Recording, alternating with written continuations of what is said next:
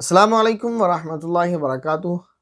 हमारे वालिद साहब के एक शागिर्द थे, जिन्होंने अपने बचपन में वालिद साहब के पास कुरान करीम पढ़ा था, लेकिन उसके बाद वो दिल्ली शिफ्ट हो गए यहाँ से। और जैसा कि आपको मालूम है कि दिल्ली का माहौल ऐसा है कि वहाँ सभी तरह के लोग, हर कम्युनिटी, हर धर्म और हर मज़हब के मानने वाले मिले-जुले रहते हैं ज़्यादातर। तो वो वहाँ रहते थे और सीधी-सी बात है, जब कोई कहीं रहता है तो उसका असर आता है, उस माहौल का असर उसमें पड़ता है। तो जैसा कि आपने देखा होगा, जो लोग मिली-जुली कम्युनिटी में रहते हैं तो फिर वो इस्लाम में लॉजिक ढूँढते हैं।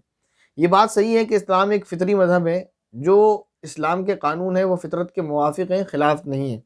लेकिन इंसान को ये बात भी मान लेना चाहिए कि खुदावंद कुद्दूस ने जो इस्लाम में अहकाम रखे हैं, अगरचे फ़ितरत के मुवाफ़िक हैं, लेकिन इंसानी अक़्ल की रसाई उस तक नहीं हो पाती कि वो उसकी हिकमत को जान ले कि इसमें इंसान के लिए क्या नफ़ा और क्या नुकसान रखा गया है। इसीलिए अल्लाह रब्बुल इज़्ज़त ने, इसी तरह नबी पाक सल्लल्लाहु अलैहि वसल्लम ने जो दीन हमको सिखाया और बताया है, वहाँ साथ-साथ ये भी फरमाया दोनों मुक़द्दस ज़ात ने कि अल्लाह रब्बुल इज़्ज़त ने भी फरमाया कि जो तुमको अहकाम पहुँचे उसकी फरमाबरदारी करो। नबी पाक सल्लल्लाहु अलैहि वसल्लम की तालीमात भी यही है कि उस पर चूँ और चिरा यानी सवाल नहीं होना चाहिए, क्यों, क्या, ऐसा नहीं होना चाहिए। बल्कि इस्लाम तो नाम इस चीज़ का है, इताअत तो बेसिक सी बात है, आप इस्लाम को छोड़ें। इताअत और फरमाबरदारी जब कहलाती है जब किसी बड़े ने हमें हुक्म दिया और हम बिला क्यों और कैसे के उसकी बात को मान लें, तो फिर ये इताअत और फरमाबरदारी कहलाती है। अगर कोई शख्स ऐसे बात मान लेता है, जैसे किसी बड़े ने कोई ऑर्डर दिया, किसी टीचर ने कुछ कहा, बेटा ये कर लो, तो आपने उसको कर लिया, तो ये इताअत और फरमाबरदारी है। अब आप टीचर से उसकी हिकमत और मसलहत और वजह जानें कि आप वजह बताएँ, मेरे दिल में उतरेगी बात, मैं मुतमईन होऊँगा तो करूँगा, वरना नहीं करूँगा, तो फिर ये इताअत और फरमाबरदारी नहीं कहलाती।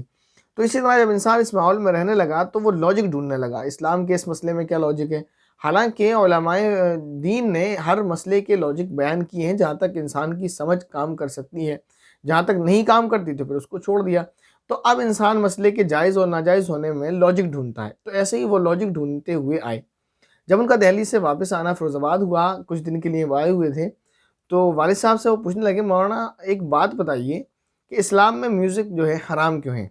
क्योंकि आपने आजकल लोगों से सुना होगा कि जो लोग हैं वो कहने लगे हैं कि भई म्यूज़िक कोई हराम चीज़ नहीं है, इससे तो नफ्स को सुकून मिलता है और मौलवियों ने उसको अपने पास से हराम कर रखा है। तो ज़ाहिर है वो मसला अपने उस्ताद से पूछ रहे थे, तो उसमें ये सारी बातें नहीं थी, बस उन्होंने अदबन ये सवाल किया कि आप ये बताइए कि म्यूज़िक को इस्लाम ने हराम क्यों किया है? वो कहने लगे, मैं मानता हूँ हराम है, लेकिन वजह बताएँ, आप लॉजिक बताएँ। तो ज़ाहिर है अब हर बात का लॉजिक बताया जाए तो फिर वो उसे इताअत और फरमाबरदारी नहीं कहेंगे। जब आप अपनी बात का, जैसे मैं आपसे कहूँ भई आप उस साइड में ना जाएँ, तो अगर आप मेरी बात मानकर रुक जाएँ फ़ौरन तो ये फरमाबरदारी है। लेकिन आप पूछे क्यों ना जाऊँ, तो मैं आपको बताऊँ वहाँ चोर है जो आपको मारेगा, या वहाँ साँप है जो आपको डस लेगा, तो फिर आप उस चीज़ से रुक जाएँ, तो फिर ये मेरी इताअत और मेरी फरमाबरदारी नहीं हुई, बल्कि आप अपने नफ्स की खातिर, अपने नफ्स को बचाने के लिए वहाँ से लौट रहे हैं। तो बात ख़ैर लंबी हो जाएगी, तो वालिद साहब ने उनसे कहा कि देखो ऐसा है कि आप अब कोई प्रोग्राम करेंगे, पार्टी करेंगे, तो वहाँ आप डीजे लाकर रखते हैं और बड़ी-बड़ी अलमारियाँ लाकर रखते हैं और बड़े-बड़े जो है डेक और जो है इस तरह का आप इंतज़ाम करते हैं, जिससे बूढ़ों को, बच्चों को, मरीज़ों को परेशानी होती है शोर और शराबे की वजह से। अब ज़ाहिर है जो बंदा लॉजिक ढूँढने आया था, तो इतनी सी बात तो उसको हज़म नहीं होनी थी। बात में तो लॉजिक था, दम था, लेकिन उसने कहा कि अगर हम म्यूज़िक कम कर लें, आवाज़ कम करें, बाहर शोर ना करें, या मान लीजिए हम ईयरफ़ोन कान में लगाकर बजाना शुरू करें, तो अब हम अगर गाने सुनेंगे तो फिर क्या नुकसान है? तो देखिए होता है मसला बताना, किसी को मसला बताना बहुत आसान है, किसी ने पूछा तो उसको मसला बता दिया, भाई ये जायज़ है, ये नाजायज़ है, वो बंदा मान ले, बात ख़त्म हो जाती है। लेकिन जब तो कोई लॉजिक ढूँढता है तो बात लंबी होती है। फिर जब उन्होंने ये सवाल किया, तो वालिद साहब ने उनसे कहा, देखो ऐसा होता है। इसके अलावा इसमें ये नुकसान है कि जब इन चीज़ों में इंसान लग जाता है, लहव लो जिस चीज़ को कुरान करीम ने लहव और लाव यानी फ़ालतू के काम और जो है वक़्त की बर्बादी वाले काम हैं, जब इसमें इंसान लग जाता है, जैसे कोई आपने वीडियो प्ले किया जो किसी मूवी का सीन है या कोई सीरियल है, जब आप उसको देख रहे हैं, आमतौर से आपने देखा होगा सीरियल वगैरह, इनकी टाइमिंग ऐसी होती है कि किसी न किसी नमाज़ के वक़्त में आता है।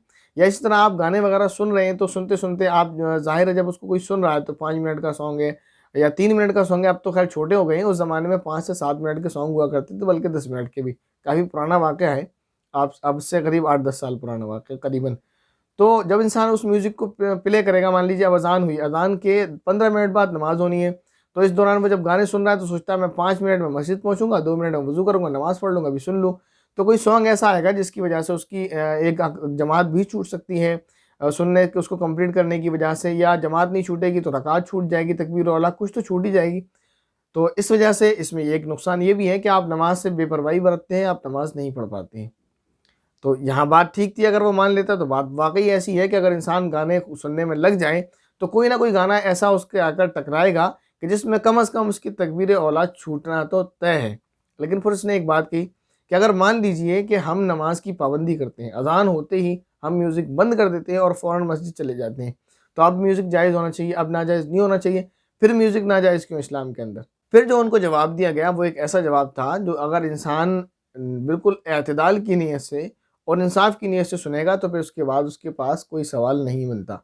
और अगर उसका मन और मंशा ही यही हो कि मुझे मानना नहीं, तो उसका कोई इलाज नहीं। बहरहाल उनको बताया गया, उनसे ये सवाल किया गया फिर, एक बात बताइए, आपने सुना है रेलवे क्रॉसिंग, रेलवे लाइन को क्रॉस करना, रेलवे लाइन जिसको रेलवे पटरी भी बोलते हैं हम हिंदी में, तो इसको क्रॉस करना, इसको क्रॉस करना कैसा है?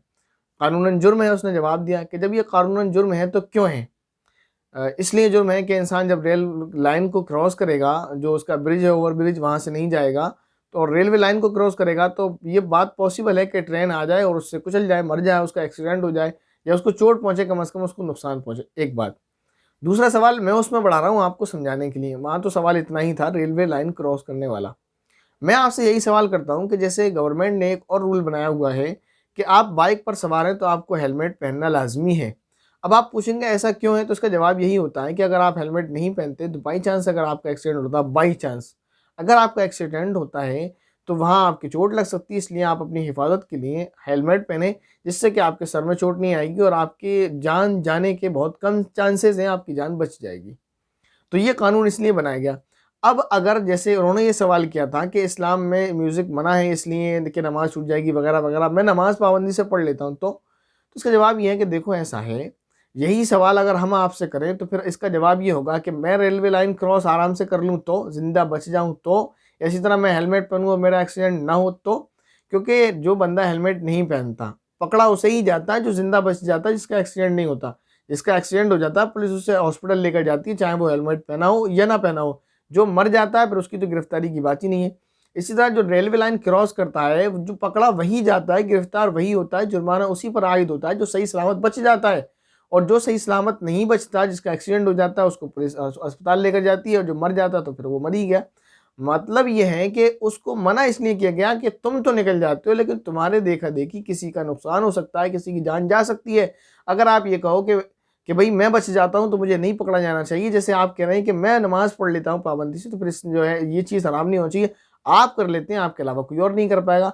या आप मान लीजिए सारे लोग अभी करते हैं, तो एक वक्त कभी ना कभी ऐसा टकराएगा ज़रूर, किसी ना किसी वक्त। चलो मान लेते हैं ज़िंदगी में एक लम्हा तो ऐसा आएगा कि जिसमें इस गाने की वजह से आप तकबीर औला फौत कर देंगे, तो बिला वजह आपने एक नेकी को छोड़ देना है। ये तो मैं बहुत मामूली सी बात कर रहा हूँ कि ऐसा आएगा, वरना आमतौर पर ऐसा हो ही रहा है। जो कौम नमाज ही ना पढ़ रही हो, तो उसका ये कहना कि मैं म्यूज़िक सुनकर भी जो है पाबंदी के साथ तकबीर औला के साथ नमाज़ पढ़ूँ, ये बहुत बड़ी बात है। बहरहाल ये कि अगर आपको इस बात पर एतराज़ है कि इस्लाम ने म्यूज़िक को हराम इसलिए किया कि कोई जो है इन चीज़ों में लगकर जो है नमाज को छोड़ देगा तो मैं पढ़ लेता हूँ, तो भाई तो सबसे पहले आपको खुदा से टकराने से पहले बंदों से टकराना चाहिए। आप पुलिस से कहें, आप अदालत में कंप्लेन करें इस बात की, और आप एक फ़ाइल दायर करें कि भाई मैं हेलमेट नहीं पहनूंगा और मैं ओवर ब्रिज क्रॉस नहीं करूंगा कभी भी, मैं रेलवे लाइन ही क्रॉस करूंगा, इसलिए कि मैं ज़िंदा निकल जाता हूँ, मेरा एक्सीडेंट आज तक नहीं हुआ बाइक पर, तो मैं ना हेलमेट पहनूंगा और ना रेलवे लाइन क्रॉस करूंगा, मेरा कोई चालान नहीं होना चाहिए, मेरी कोई गिरफ्तारी नहीं होना चाहिए। तो जवाब आपको यही मिलेगा कि आपको पकड़ के फ़ौरन अंदर डाल दिया जाएगा कि आप लोगों को गुमराह कर रहे हैं।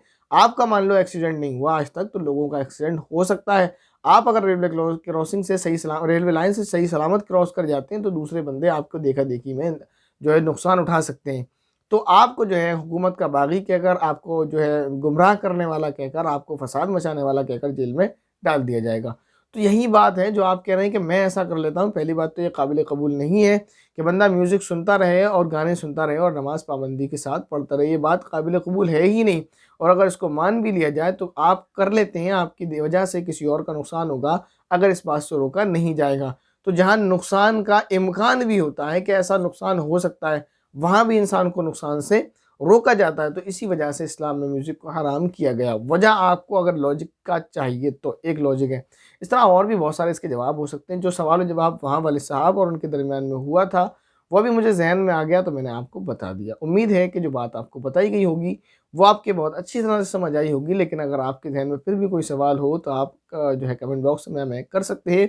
लेकिन उससे पहले मेरी शुरू वाली तमहीदी बात जो मैंने कही थी उसको हमेशा याद रखें कि इस्लाम नाम है अल्लाह और रसूल की बात को बिना चूँ और चराए यानी बिना क्यों और कैसे के मान लेने का।